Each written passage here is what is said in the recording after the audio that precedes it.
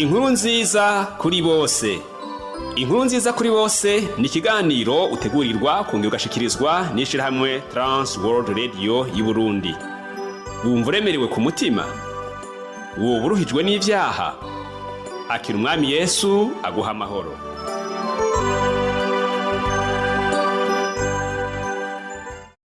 Nshuti mugenzi munywanya biganiro by'ishirahamwe Trans World Radio y'Uburundi, muvukanyi mukunze ikiganiro inkuru nziza kuri bose. Pastori Michel Ntamubano namara cyo gutegurira nkongera nkaje gushikiriza, ndakuramukije. Amahoro y'uhoraho Imana abane nawe. Ndagwaye ikaze mu kiganiro cawe kandi ndakwifurije umugisha w'Imana. Mu kiganiro giheruka twarize ku gucungurwa. Mu ncamake twabonye ko gucungurwa ko mu isezerano rya kera kutwereka umutima w'Imana. Yankubuja kandi itanga ikiguzi kugira ngo igarure abantu bayo. Uhoraho Imana ni imwe, icungura mu buryo bumwe. Ikoresha ububasha, amaraso n'isezerano. Mu isezerano rishasha, umwami Yesu aduha impera ya nyuma hamwe n'umwidegembyo wa nyuma. Twarabonye ko dukeneye gucungurwa no musi nk'uko Isirayeli yari ikeneye gucungurwa muri Misiri. Isi yarahindutse, ariko ico dukeneye ntabwo cahindutse. Twasozereye tubonye ko Uhoraho Imana icungura abantu kugira ngo baba bidegembya, baba bayo yiharije kandi bame bagendana nayo. Uno musi naho turaraba ingene ubucunguzi bw'umwami Yesu bumeze, dutahure n'ingene yakoze ico gikorwa co kuducungura. Twishimikize aya majambo dusanga mu kete ryanikiwe Abaheburayo igice ca 2. Turasoma duhereye ku murongo wa 14 tugeze ku murongo wa 17. Ndasoma: abo bana hari ikintu basangiye, bose n'abantu. Yesu nawe ubwiwe yahindutse umuntu nkabo kugira ngo biciye mu rupfu rwiwe amara inkomezi wari afise ububasha bw'urupfu ari we Satani.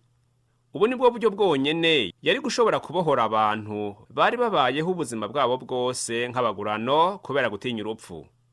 Ikindi tuzi nuko umwana w'Imana ataje gufasha abamarayika, ahubwo yaje gufasha uruvyaro rwa Aburahamu. Nico gituma byari bikwiye ko ahinduka agasa natwe abavukanye biwe muri byose, kugira ngo atubere umuherezi mukuru w'umunyembabazi kandi w'umwizigirwa imbere y'Imana, kugira ngo atange ikimazi gikura ivyaha by'abantu. Mugenzi, aya majambo duhejeje gusoma atwereka neza igituma Yesu ari umucunguzi wacu n'ingene yakoze ico gikorwa co kuducungura. Umucunguzi ni uwuriha ikiguzi co kuducungura mu buja canke akatwishurira umwenda. Aya majambo rero asigura ko Yesu Kristo yabaye umuntu yuzuye kugira ngo atsinde Satani, akura abantu mu bwoba bw'urupfu kandi akore nk'umuhereze mukuru w'umunyembabazi. Mu kwigira umuntu no kwihakaranga k'umuntu, Yesu Kristo yakoze ibintu bihambaye bikurikira. Ubwa mbere, yasangiye umubiri w'inyama n'amaraso n'umuntu kuko abantu basangiye ubuzima bw'umubiri. Ubwa kabiri, yacitse nka bene wabo b'abantu mu buryo bwose. Ubwa gatatu, yaje gufasha abantu bafise ubwoba bw'urupfu aho gufasha abamarayika. Ubwa kane, yaje gutsinda urupfu n'ububasha bwa Satani. Mugenzi wanje, Satani ubwa mbere yakoresheje ubwoba bw'urupfu kugira ngo abantu bagume mu buja ubuzima bwabo bwose. Intsinzi ya Yesu Kristo mu rupfu yakuyeho ubwo bwoba n'ubuja vy'iherezo. Umuherezi mukuru w'umunyembabazi, umuntu yuzuye, yarakenewe kugira ngo Yesu abe umuherezi mukuru w'umwizigirwa kandi w'umunyembabazi, maze Uhoraho aramureka ngo aserukire abantu vy'ukuri kandi abafashe. Nshuti yanje uri kuranyumviriza, kubera ko abana basangira umubiri w'inyama n'amaraso, ngaha abana n'abana b'Imana si abantu bose, kuko abizera bonyene aribo bana b'Imana vy'ukuri kubera ubuntu biciye mu kwizera. Kandi kubera ko abanyavyaha nabo basangiye umubiri w'inyama n'amaraso, Yesu yategerezwa kuba afise umubiri w'inyama n'amaraso kugira ngo abikimaze gitangiwe ibyaha vyacu. Yesu yaje mw'isi biciye mu kuvuka k'umuntu nk'uko wewe nanje twaje mw'isi. Ibyo vyabaye kugira ngo asambure ububasha bwa Satani biciye mu rupfu. Kristo Yesu ntiyaje biciye mu kuvuka gusa, ariko kandi yaje kugira ngo azoce no mu rupfu. Adukiza biciye mu rupfu rwiwe, si mu kuvuka kwiwe canke mu buzima bwiwe. urupfu rwiwe rwatuzaniye agakiza no gucungurwa tuva mu rupfu rw'impwemu n'urw'ibihe bidashira. Ibyanditswe vyera bitubwira ko hariho abamarayika bagararije Uhoraho maze bakororerwa ku isi. Bagumye atacizigiro canke imfashanyo bafise. Yesu Kristo ntiyigeze agira umugambi wo kuba umukiza w'abamarayika baguye. Ntiyafashe rero kamere yabo. Kandi kamere y'abamarayika ntiyari gushobora kuba ikimazi cy'impongano y'icaha c'umuntu. Ikiguzi carishwe cabaye igihagije kuri bose kandi kibereye bose kuko cari muri kamere yacu. Aha niho urukundo rw'Imana rutangaje rwabonetse ko igihe Kristo yari azi ibyo ategerezwa kubabazwa muri kamere yacu n'ingene ategerezwa gupfa muriko, yamara yavyikoreye ataco yiteze. Iyo mpongano yatumye abantu b'Imana bacungurwa mu buja bwa Satani no gutanga incungu y'imbabazi z'ivyaha vyabo, byaciye bigira akamaro biciye mu kwizera ubwabo.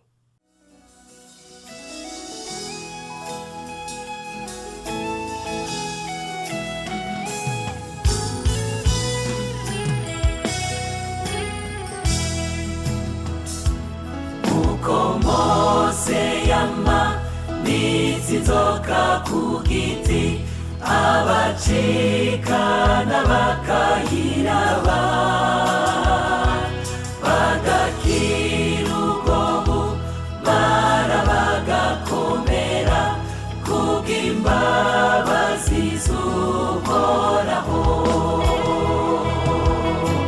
Niko na Yesu yatumanikiwe ku musaraba kera, tumurabe tumwizigire.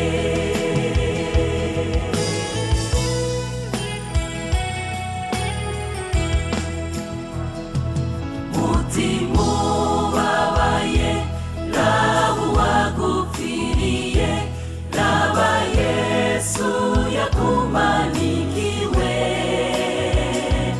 Munyabyaha umutumbere niwagukiza, umurabe nukurakira. Raba wizere uguharirwa kwawe kubigorogota, raba ku musaraba.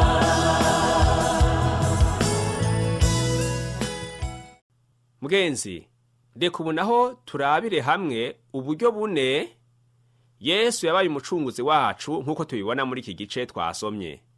Ubwa mbere, yabaye nkatwe kugira ngo aturwanire.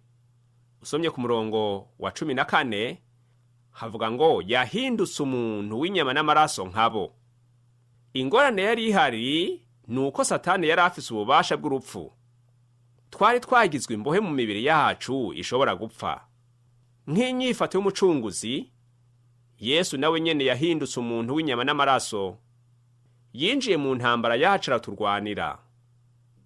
Mu butumwa bwiza bwa Yohana igice ca mbere ku murongo wa 14 havuga ngo Jambo yigize umuntu, ntiyaducunguye ari kure, yaje mu nzu y'imbohe aba kumwe natwe. Uburyo bwa kabiri butwereka ingene Yesu yaducunguye. Yaranduye urupfu mu gupfa. Ubandanije ku murongo wa 14 n'uwa 15 havuga ngo biciye mu rupfu yashobora gukuraho uwufise ububasha bw'urupfu no gukiza abo bose bari baboshwe n'ubwoba bw'urupfu, bari mu buja ubuzima bwabo bwose. Rero abantu bari bafise ingorane zitari nke: ingorane y'icaha, ingorane y'urupfu, ingorane y'ubwoba, n'ingorane yo kubabaja. Usomye mukete Paulo yandikiye Abaroma igice ca 6 ku murongo wa 23 haravuga ngo kuko impembo y'icaha n'urupfu, ariko ingabire Imana itanga ku buntu n'ubugingo budashira duheshwa no kwizera Kristo Yesu umwami wacu. Nshuti yanje, menya kandi utahure ko twarabaja ubuzima bwacu bwose kuko twatinya gupfa. Abantu bose batinya gupfa bahinduka baja, ubuzima bwabo bwose bari babayeho. Muri ibyo bihe by'ubwoba, Yesu yagiye ku musaraba yica urupfu imbere mu mubiri wiwe. Pawulo abivuga neza mu kete rya mbere yandikiye abikorinto igice ca 15 ku murongo wa 55 ahagira ngo, warupfuwe, intsinzi yawe iri hehe? Warupfuwe, uruboyi rwawe ruri hehe? None urupfu nta bubasha rufise. Umwami Yesu yarishe ikiguzi, aca amenagura iminyororo. Uko n'ugucungura, gusubizwa canke kwidegembya. Uburyo bwa gatatu butwereka ingene Yesu yaducunguye. Yishushanije natwe nk'umuherezi mukuru wacu. Umurongo wa 17 hamwe mu kete yandikiwe Abaheburayo igice ca 2 havuga ngo, yabwirizwa guhinduka agasa natwe abavukanyi biwe muri vyose, kugira ngo atubere umuherezi mukuru w'umunyembabazi kandi w'umwizigirwa. Mw'isezerano rya kera, umuherezi mukuru yaserukira abantu imbere y'Imana agatanga ibimazi. Umucunguzi wacu Yesu nawe yabaye uduserukira. Kubera iki? Mu buryo bwose. Kuko yageragejwe nkatwe, nkuko tubisoma mu Baheburayo 4 ku murongo wa 15. Ikindi, ababara nkatwe mu Baheburayo 2 ku murongo wa 18. Hari ikindi tubona, yararize nkuko natwe turira. Ubutumwa bwiza bwa Yohana 11 ku murongo wa 35 havuga ngo, Yesu ararira. None rero ntabwo ari Imana iri kure, ni umuherezi mukuru w'umunyembabazi kandi atahura w'umwizigirwa. Haleluya. Uburyo bwa kane butwereka ingene Yesu yaducunguye. Yarishe ivyaha vyacu. Icaha cari gifise ingaruka, urupfu. Rero vyasaba ikiguzi kugira ngo urwo rubanza ruhagarikwe canke rukurwe ku bantu b'Imana. Tugarutse kuri wa murongo w'17 ahanyene mu Baheburayo igice ca 2 havuga ngo, nico gituma byari bikwiye ko ahinduka agasa natwe abavukanyi biwe muri vyose, kugira ngo atubere umuherezi mukuru w'umunyembabazi kandi w'umwizigirwa imbere y'Imana, kugira ngo atange ikimazi gikura ivyaha by'abantu. Aha havuzwe ijambo impongano canke ikimazi, bisigura ngo yashikanye ubutungane bw'Imana. Impembo y'icaha rwari urupfu, maze ivyo abicishamwo umurongo. Umucunguzi wacu Yesu yasutswe ku burake bw'Imana ari ku musaraba kugira ngo ntibutuzeko. Usomye mu gitabo c'Uwavugishwa n'Imana Yesaya igice ca 53 ku murongo wa 5 havuga ngo, yacumiswe kubera ibicumuro vyacu. Uwo ni wo mutima wo gucungurwa. Yaraducunguye n'amaraso yiwe bwite. Mu kete rya mbere ryanditswe n'intumwa Petero igice ca 1 umurongo wa 18 n'uwa 19 havuga ko ibyo twacungujwe atari ibintu bibora, ariko n'amaraso y'igiciro y'umwami Yesu. Imana ihabwe icubahiro cane.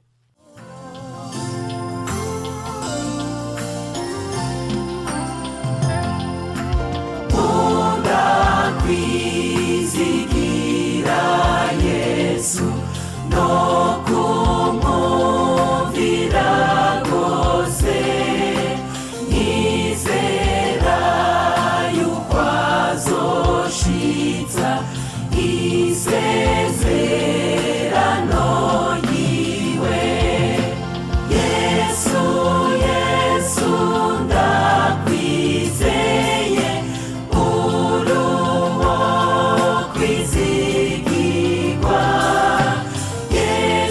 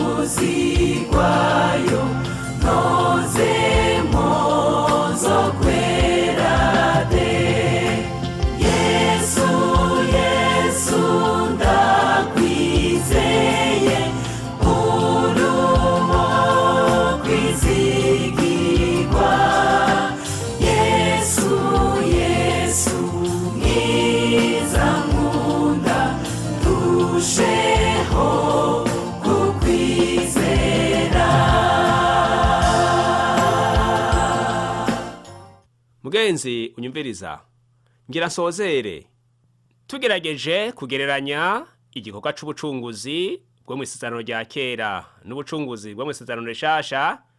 Turabona ko mu isezerano rya kera umucunguzi avugwamwo ari Bowazi, yaje mu ishusho ya Yesu aza gucungura Rusi. Mu gihe mu isezerano rishasha naho igikorwa c'ubucunguzi cakozwe na Yesu. Twabonye mu kiganiro twigiyemwo ibyo gucungurwa ko hariho itegeko ribigenga. Umucunguzi yategetswe kuba ari inshuti ya hafi.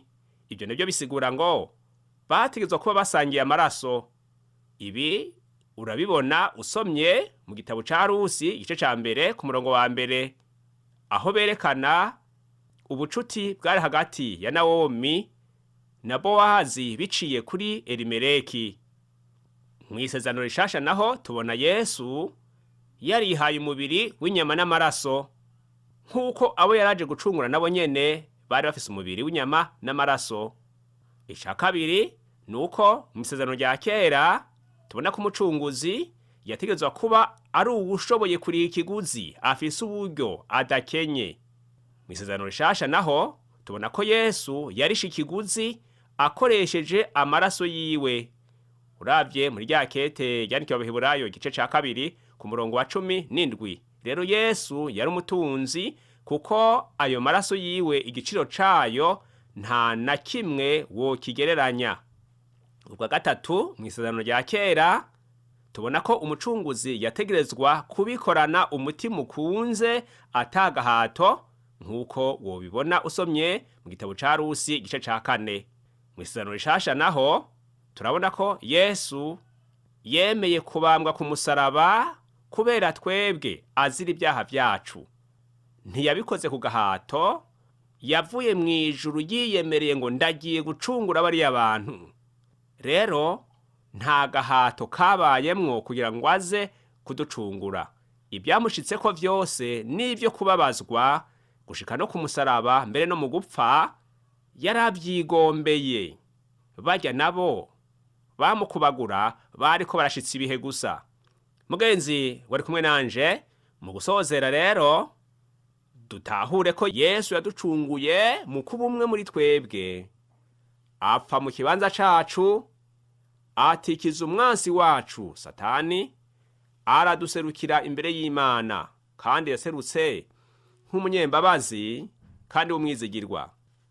Mu kete ryandikiwe Abaheburayo igice ca kabiri ku murongo wa 11 haravuga ngo kuko uweza n'abezwa bose bafite isoko imwe, nico gituma adaterwa isoni no kubita abavukanyi. Mbega ibintu biryoshe! Yesu atwita abavukanyi.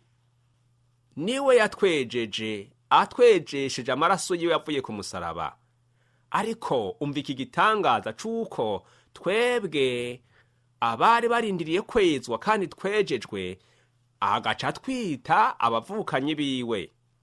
Ntiyadukijije gusa, ahubwo atwita umuryango wiwe. Twinjiye mu muryango udasanzwe. Mugenzi, iyo ukijijwe wizeye uwo mwami Yesu ukamwakira akabaho mu mutima wawe akaganza, uba winjiye mu muryango udasanzwe w'abana b'Imana. Yesu ni umwana w'Imana, kandi amaraso yiwe yaduhaye ububasha bwo gucika abana b'Imana. Nuko ngo twaronse uburenganzira bwo kuba abana b'Imana. Turi mu muryango umwe na Yesu, turabavukanye biwe. Mbega ibintu by'igiciro! Ivyo ntukavyanjanjweko, ntukabikengere. N'umugisha udasanzwe.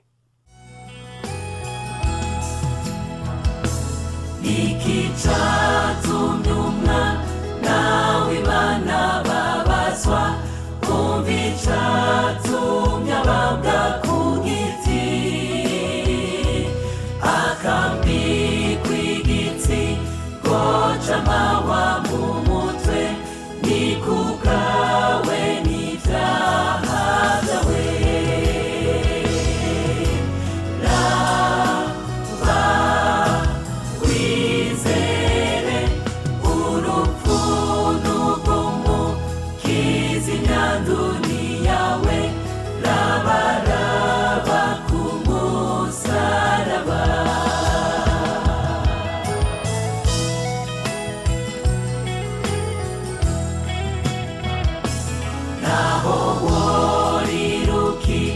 wicuza ukanatunura n'ibyo kuri ibicumuro byawe nabingonganikwiranye n'ibyo wakoze n'amaraso ya Yesu masa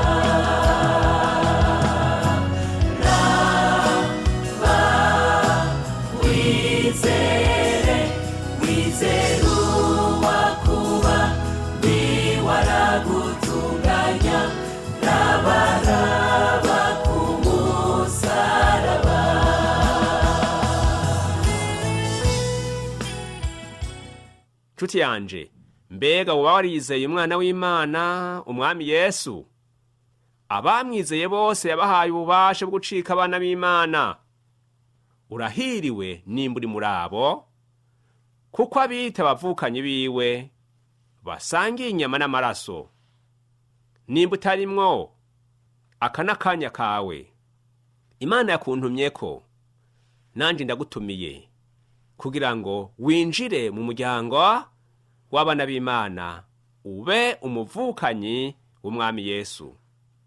Ingene byoshoboka si birebire, n'iri sengesho wosubiramo ukavuga uti: Yesu, mwana w'Imana isumba byose, mbabarira ibyaha byanje kandi uze mu mutima wanje unganze, nyemera nk'umuvukanyi wawe. Amen. Nawe ufise ingorane, rema kuko azi ibihurimwo. Nimba uri mu bavukanyi biwe, ubandanije ku murongo wa 18 haravuga ngo: kuko ubwiwe yababajwe igihe yageragezwa, ashobora gufasha abageragezwa. Arazi amageragezwa urimwo, arazi umubabaro uri mu mutima wawe, arazi kandi arabona amarira uri kurarira bivanye n'ibyo urimwo. None rero menya ngo ari hafi yawe kugira ngo agufashe. Reka nanje senge. Uhoraho mutanga bugingo, izina ryawe niryubahwe. Turagushimiye ko aducunguye ukoresheje umwana wawe, akaba umuvukanyi wacu, ababarana natwe iminsi yose. Ndasenze ngo uzigame uyu yaguhindukiriye abo mwana wawe, kandi ugirire neza uyu nawe ari mu ngorane, umutabare mu bimubabaje byose. Ndabigusabye mu izina ry'umwami wacu Yesu. Amen. Mugenzi, nizeye ko wafashijwe. Ndagushimiye umwanya wampaye ukantega yompi. Nzonezerwa ninumva igishinga ntaye cawe kingene wakijijwe, canke ukambarira ingene nawe wahindukiye ukava mu buzima n'ingeso mbi wahoramwo, ugasubira kuba mu murongo mwiza w'abana b'Imana, kugira ngo Yesu yongere kukwita umuvukanyi wiwe. Naho ubutaha tuzosubira mu kiganiro gikurikira. Yesu aduhana umugisha. Shalom.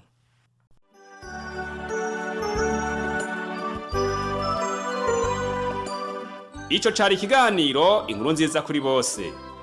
Ushaka kugishigikira, kutwunganira canke ufise ikibazo, twakure canke urungwe ku butumwa bugufi na WhatsApp kuri iyi nimero ikurikira: 69 720 767.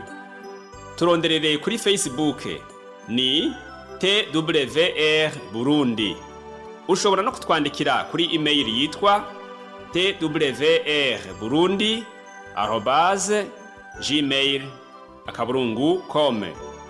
Ushobora no kutwakura kuri nimero 22 24 26 57 ku masaha y'akazi. Imana iguhezagire.